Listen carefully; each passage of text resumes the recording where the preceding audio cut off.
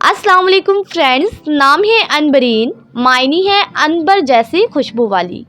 नाम है अलिशबा, अलिशबा नाम के मायनी है प्यारी और मासूम। नाम है परीसा, परीसा नाम के मायनी है परी जैसी। नाम है जाफरा, जाफरा नाम के मायनी है मदद करने वाली। नाम है तनाज, तनाज नाम के मायनी है नाज दिखाने वाली।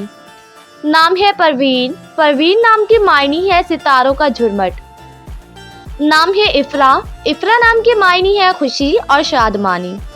नाम है अफशा, अफशा नाम के मायनी है बिखेरना तकसीम करना।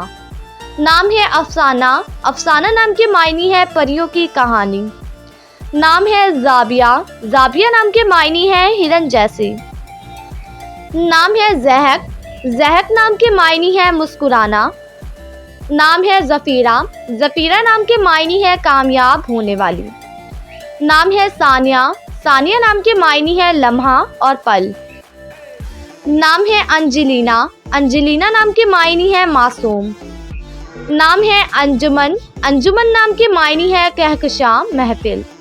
नाम है इंशरा, इंशरा नाम के मायनी है जाहिर। नाम है बरका, बरका नाम के मायनी है रहमत वाली बरकतों वाली। नाम है बशमा, बशमा नाम के मायनी है एक पौधे का नाम।